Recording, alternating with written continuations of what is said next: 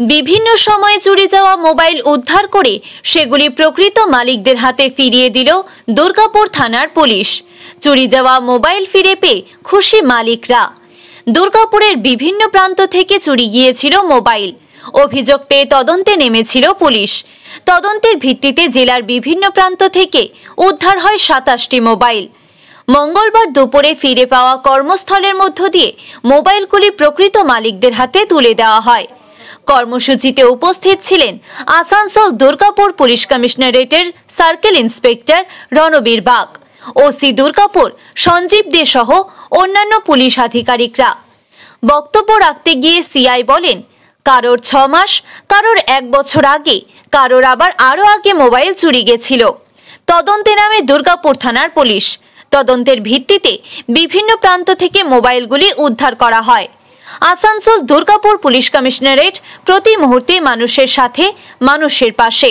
অনুষ্ঠান এবং আমাদের এই আসানসোল দুর্গাপুর পুলিশ কমিশনারেটের সিপি সাহেব এবং আমাদের ডিসিপি ইস্ট সাহেব ও অন্যান্য সাহেবরা এবং তাদের অনবরত সুপারভিশন, পারসুয়েশন এই সমস্তর উপর ভিত্তি করে আমাদের টিম দুর্গাপুর অর্থাৎ দুর্গাপুর পিএসের যে টিম আছে তারা এই যে এতগুলো লোকের মুখে আজকে হাসি ফোটানোর ব্যবস্থা করেছে, এর জন্য আমি ওসি দুর্গাপুর এবং আমার দুর্গাপুর পিএসের টিমকে আমি ধন্যবাদ জানাই, স্যালুট জানাই আমার এডিপিসির তরফ থেকে।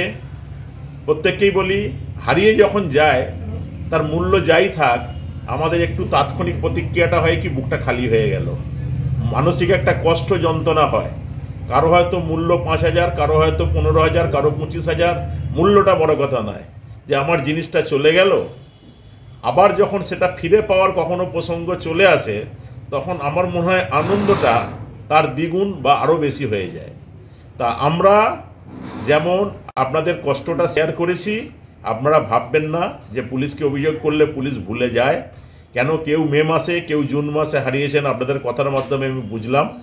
সেগুলো কিন্তু আমাদের এই টিম দুর্গাপুরের অনবরত পারসুয়েশনের এবং আমার ডিসিপি ইস্ট স্যার বা আমার সিপি স্যারের অনবরত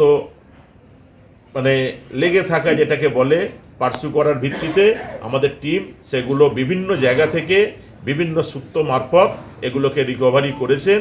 সেই জন্য আজকে আমরা একটা এরকম মহতী অনুষ্ঠানের আয়োজন করতে পেরেছি।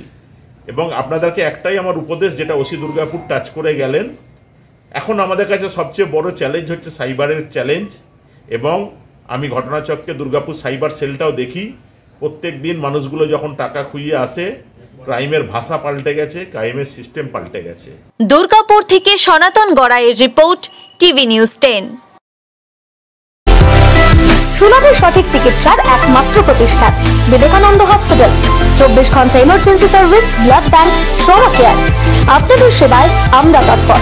গুণমান ও পরিষেবায় দুর্গাপুর বিধাননগরের ডক্টর জাকির হোসেন এভিনিউর বিবেকানন্দ হসপিটাল শিল্পাঞ্চলের মানুষের মন জয় করেছে।